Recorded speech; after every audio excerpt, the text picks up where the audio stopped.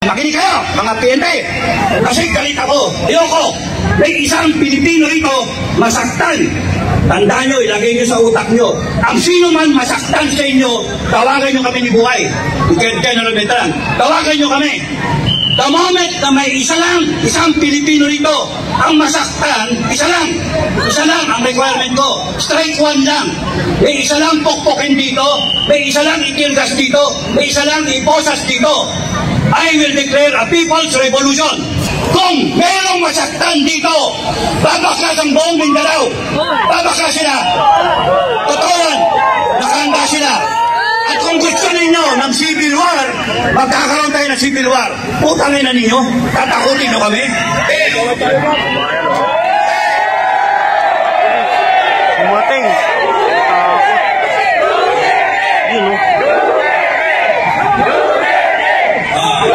Naatras nila ang kanilang suporta kay Bongbong Marcos. Ang KPL, all 20 million, sabi ni Commander Aguila.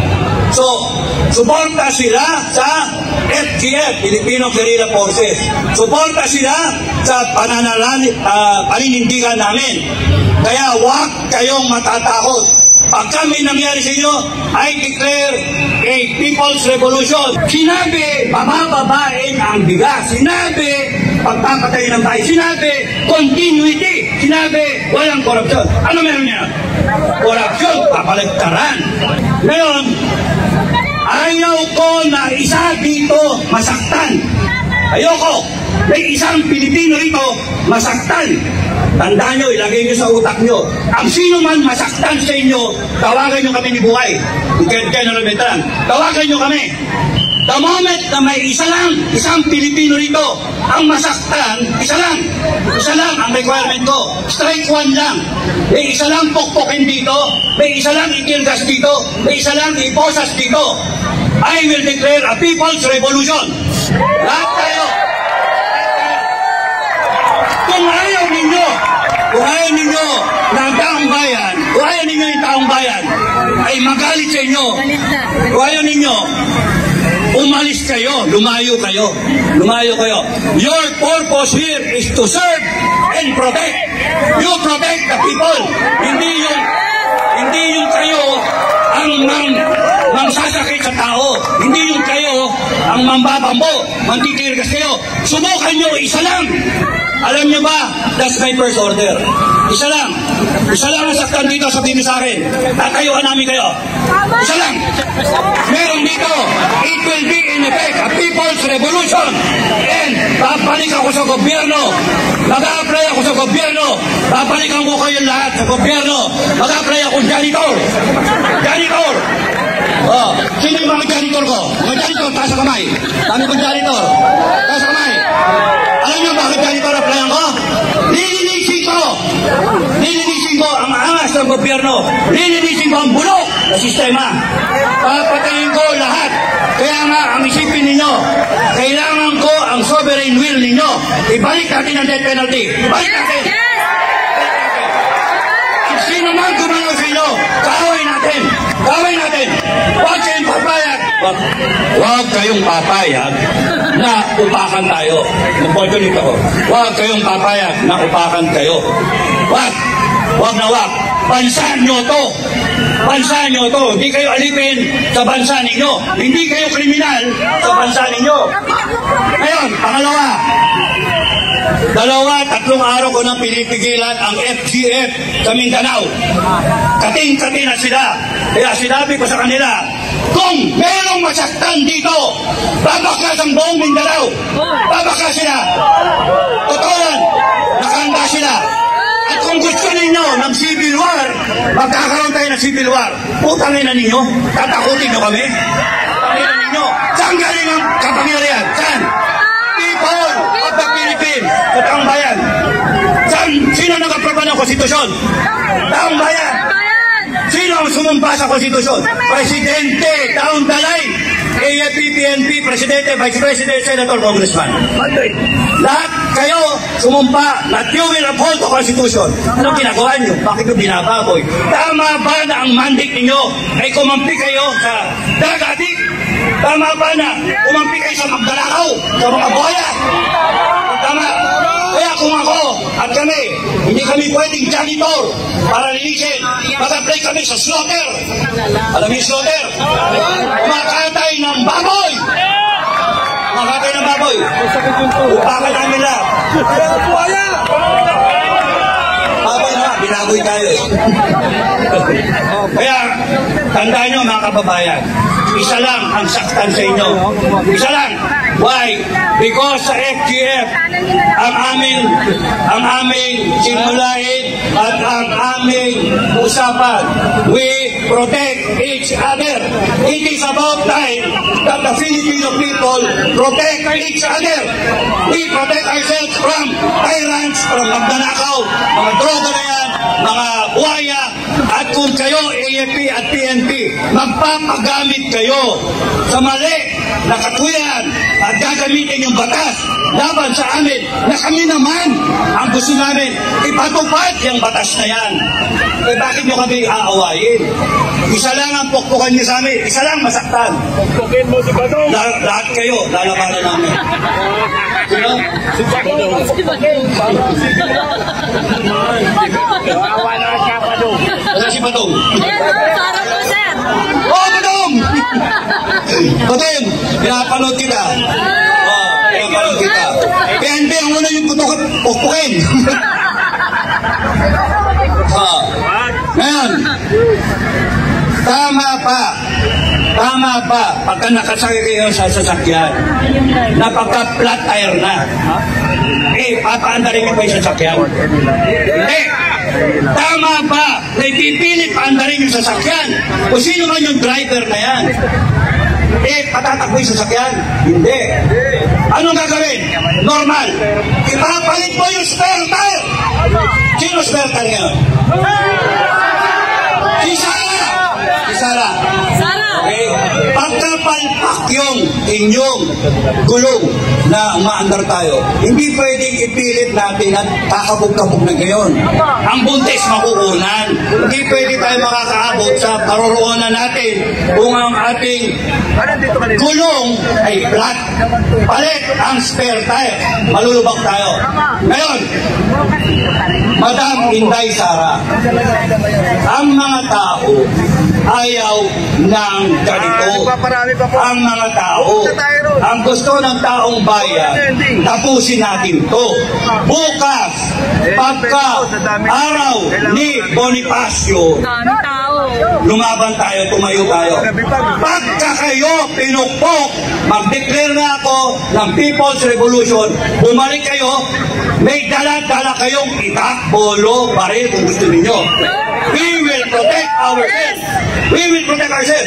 Kaya, ang unang putok, tandaan niyo yung kwento ko, Makati, ang unang putok manggaling sa gobyerno, hindi ko sa mga nagre-rebelde. Yun yung kwento ko.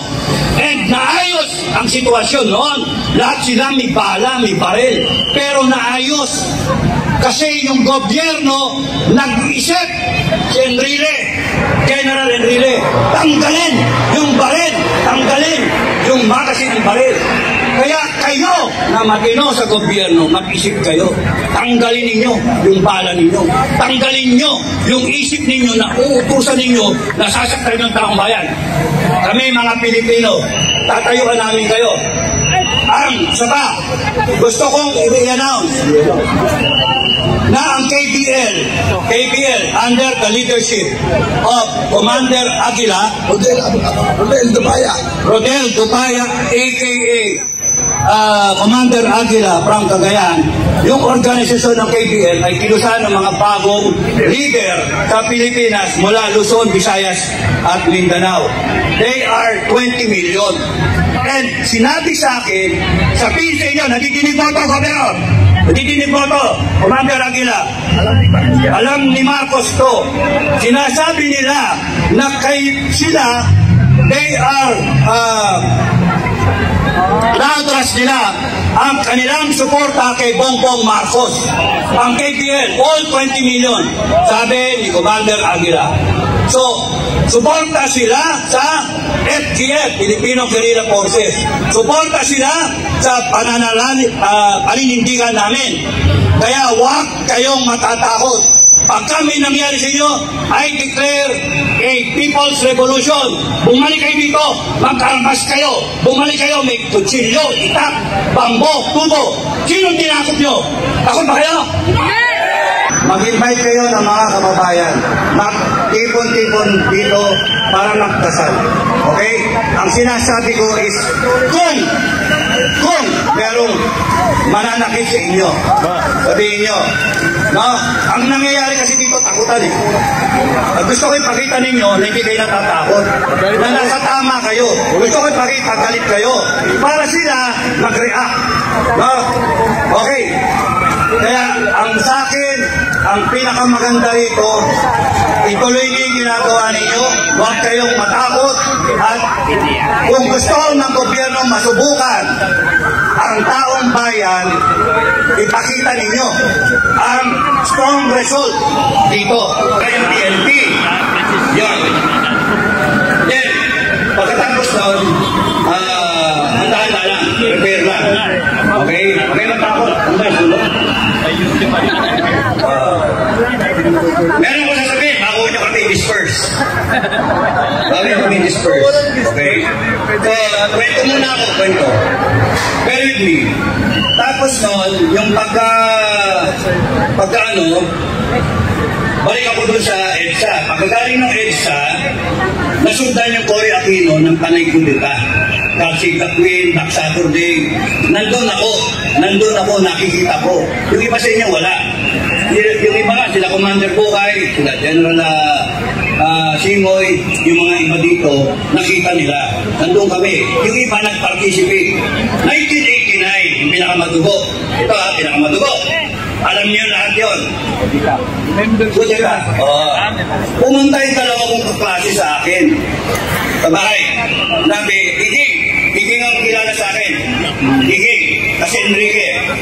Iging, kailangan ka namin sumali dito sa Kudita. Sabi ko, sinong iupo? Ewan namin, compartmented. Sabi ko, putangin na, mamamatay kayo, mamamatay sundalo nyo, hindi nyo alam kung sino iupo. Diba karapatan ninyo malaman kung sino ang iupo?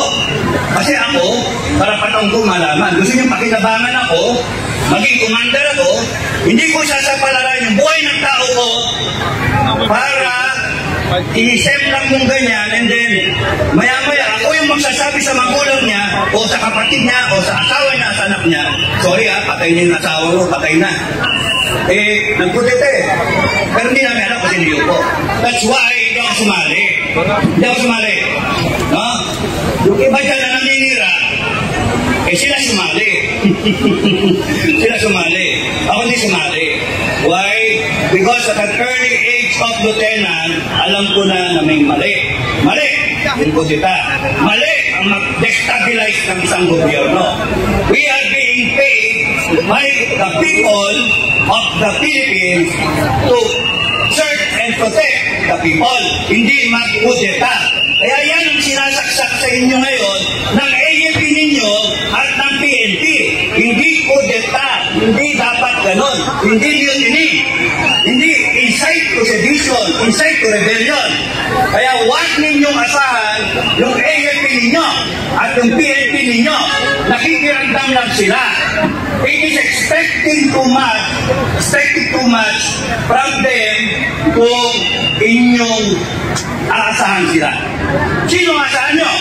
Sino? Kayo! Ang bayan!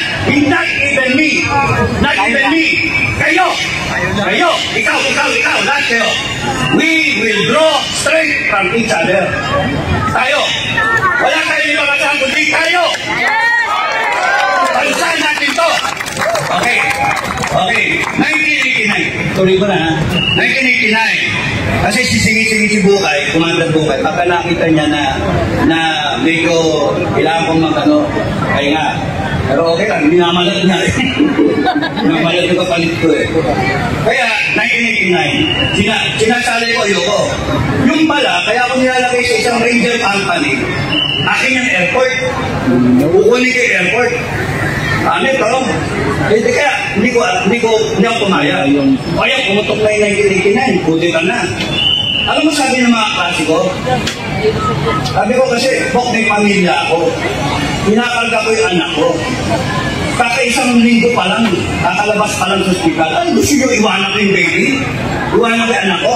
Alam mo sabi ng mista ko? Bok, sige, diyan ka na sa pamilya mo. May pamilya rin naman kami, pero mamamatay kami para sa taong bayan. Wow! Pare, bad trip. Bad trip yun. Kinukonsensya nyo ko. No? Kaya kayo, huwag yung konsensyahin yung ang tose. Umating. Yun,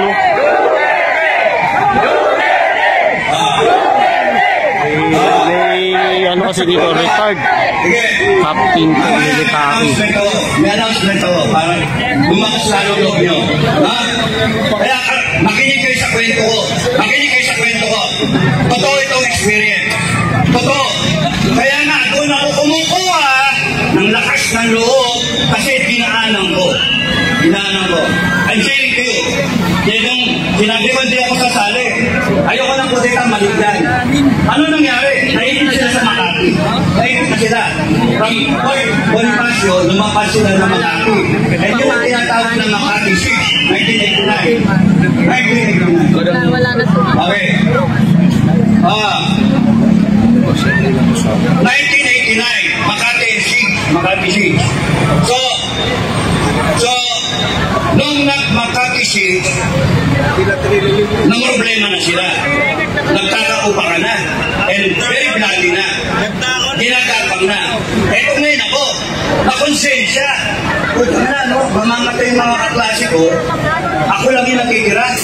Ako yung nakakiya. Sige, sasamahan ko. Re-rescuein ko yung mga ka-ranger ko. Bakit? Gusto ko matinigin nyo to. Ang mga musang, hindi iniiwanan ang kapwa musang. Tama? Oh. Nanding, nandito ka? Nanding. Saka? Oh, Nanding. Yang musang na yan, matapang yan. Ha? Matapang yung musang na yan. Class 45. No? Oh. Matagal kong kasama to sa Davao. Sa Davao. Kasama ko sa Davao. At hanggang sa nagsesecure ko, magkasama. Tinanong ko siya kung gusto niyang i-secure si Vice President. Payag siya at yung ibang kasama. Payag siya. Okay? So, kung may magsesecure kay Vice President, kilala ko to, kasamahan ako to secure Vice President. At yung mga ka-FGF natin, all over the country, 7 milyon yan.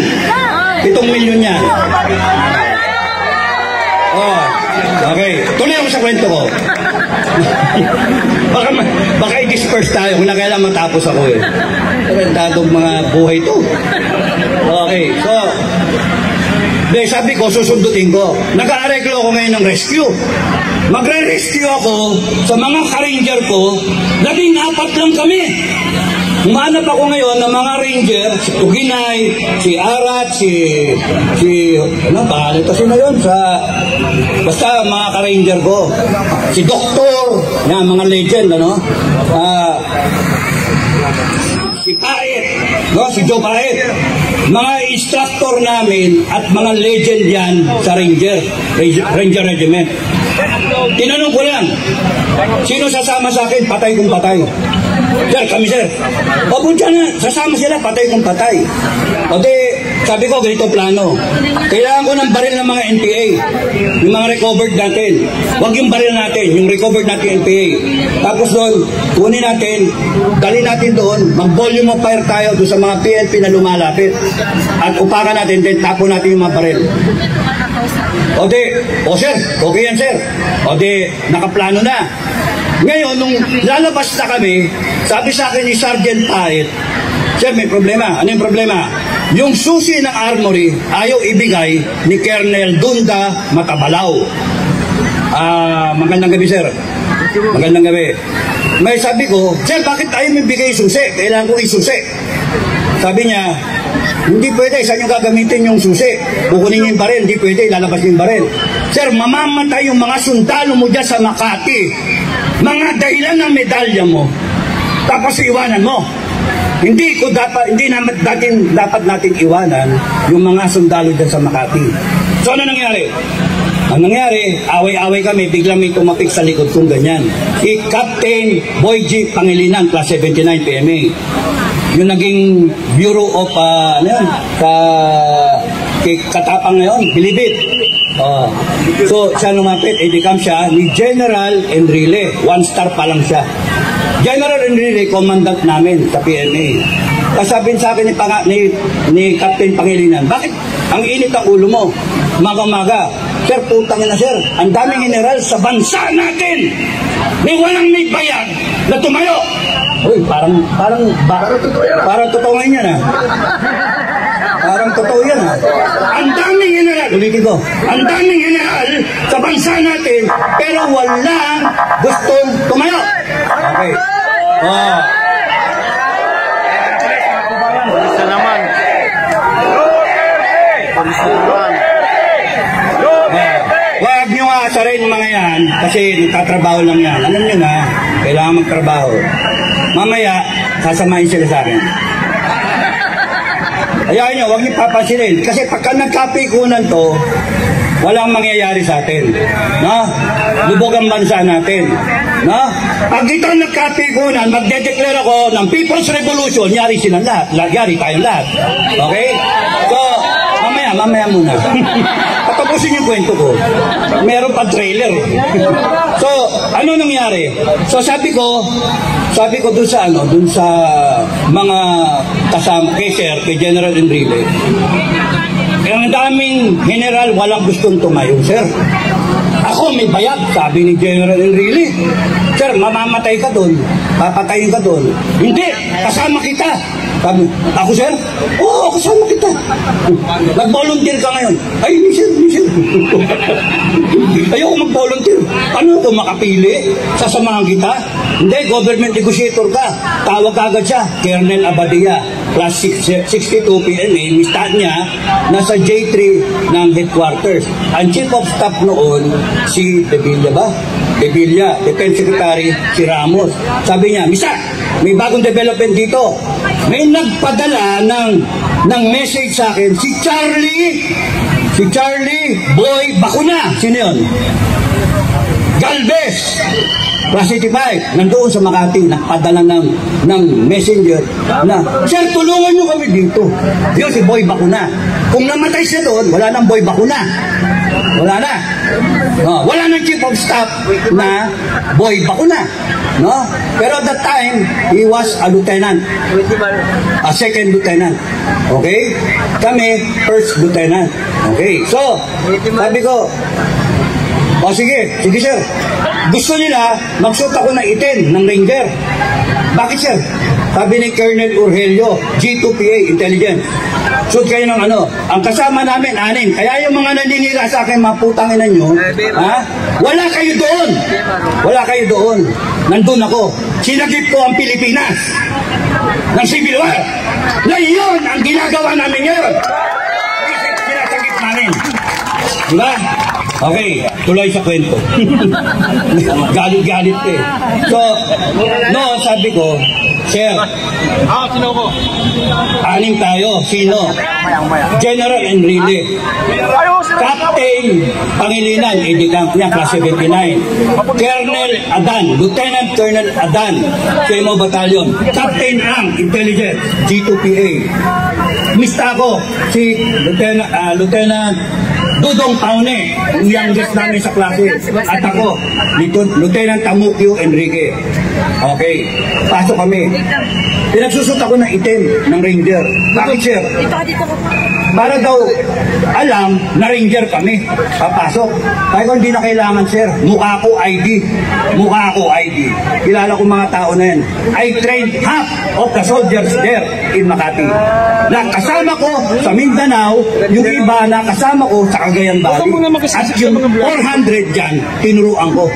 Okay? Mga asintado, kaya asintado yun. No? Binabaril ko sila, tatamaan ko sila kung saan. Ito yung bulaklak, tatakbo sila. Dapa! Sasabihin ko ganyan, nakasniper ako. Dapa! Eh, pagdapang ganyan, nakapikit siya. Tumingala ka! Anong tignan kung nakikita nyo? Bulaklak, sir! Bang! Wala mo, sir! Wala mo bulaklak! Oh, kaya matitapang yan, mga yan. Sanay na sanay. Lutong-luto. Ngayon, bakit pagdating namin doon, nagwe-wave ng white flag si Captain Pangilinan. Tapos sabi ko, tigil, sakyan, dalawang sasakyan. Baba ako. Sinalens kami ng password. Alam mo yung password? Pinakailan may counter ka. Pag sinabi, Nara, sagot ka, mahogani. Kung ano depende sa password na pinag-usapan ng mga sundalo. So sinalens ako. Sabi sa akin, sir, Papa Whiskey, hold, hugaw sir, Papa Whiskey, password, Papa Whiskey, Nara. Alam niya, sagot ko, hindi ko alam eh. Sabi ko, gago! Gago! Di mo ko kilala? Tapos sininagan ako ng flashlight, ng spotlight. Ay sir, ikaw pala yun sir.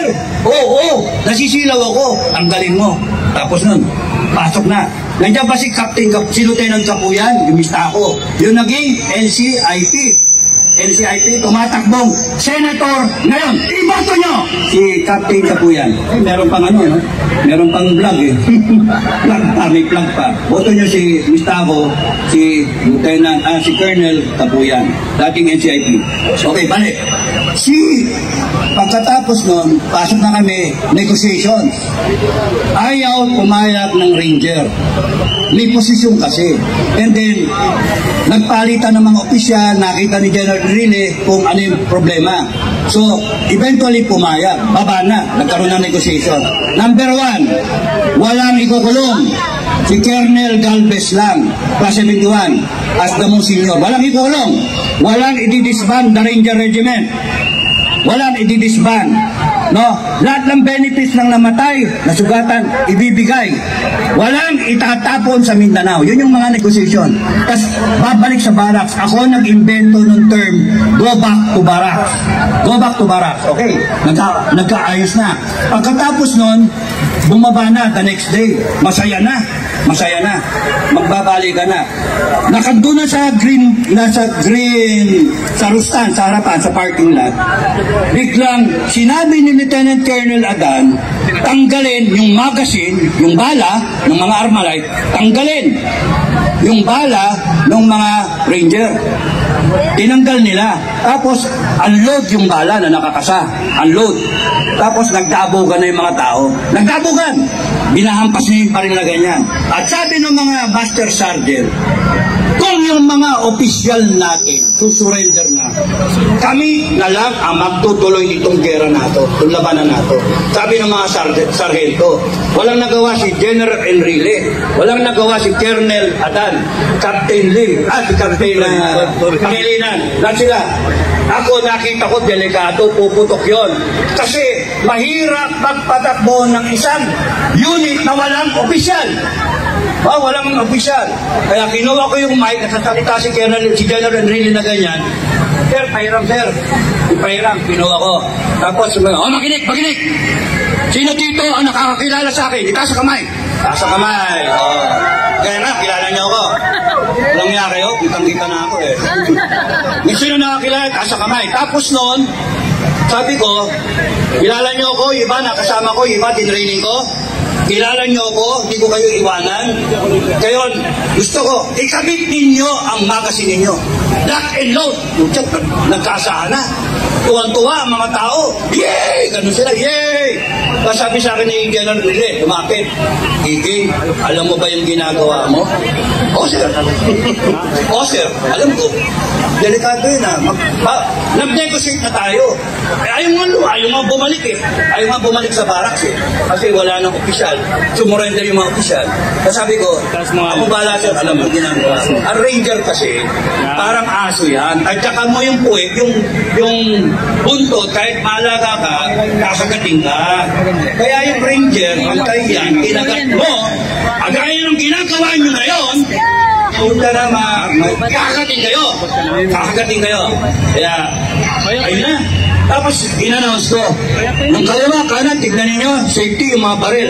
Ganito, ang unang putok manggagaling doon sa gobyerno. Tandaan niyo yung sinasabi ko ngayon, ha? May relasyon. Ang unang putok manggagaling sa gobyerno. Mga bata, merong isang batalyon dyan ng Marines sa Forbes Park. Ngayon, gusto ko mula dito sa Makati, maglalakad kayo, tactical 5 metro, ang distansya, the usual, left, right, mga baril. Ang unang putok galing sa kanila. Pag kami pumutok dyan, patayin nyo lahat. Sabi ko, patayin nyo lahat, pupakan nyo, at bumalik kayo dito sa Makati, ako ang magdadala sa inyo. Kaya sabi ng mga tao, yay! Kaya tumuntuwa yung mga tao. Tumuntuwa yung mga tao. Tapos nun, sabi ni General Enrile, ayan na, papasok na yung mga ranger, maglalabasan na, pupunta na ng barracks, pupunta ng Bonifacio. Sabi ni General Enrile dun sa mga opisyal, tawagan nyo ang mga sundalo dun sa Forbes Park, dun sa labas. Sabihin nyo, magtanggal sila ng magazine. Magtanggal sila ng magazine. Kaya, nung dumaan yung ranger doon, mga nag-rebelting sundalo, sila yung may bala, yung baril. Sila. Pero yung mga sundalo ng Cory government, wala silang bala. Bakit ginawa yung desisyon na yun? Bakit ginawa? Para hindi magkasakitan, para matapos na. Kaya yun ang nangyari. Nakabalik, peaceful, tapos. Pero bakit ako umalis sa serbisyo? Binibigyan kami ng medalya, Distinguished Conduct Staff. Hindi ko sinuot yun. Never kung tinanggap yung award. Dahil sila nagkaroon, ako lang ang hindi tumanggap. Bakit? Kasi hindi sinunod ng gobyernong Cory yung usapan na hindi tatanggalin ang Ranger Regiment. Pinulong ang mga sundalo namin. Pinulong lahat. Tumiwalag ang gobyerno doon sa usapan. Kaya walang taga-naganang kausap ito, sabi ko. Kaya umalis ako sa serbisyo. 1995. Ayoko nang isugal yung buhay ko para sa ganyang klaseng gobyerno na hindi marunong sumunod sa usapan.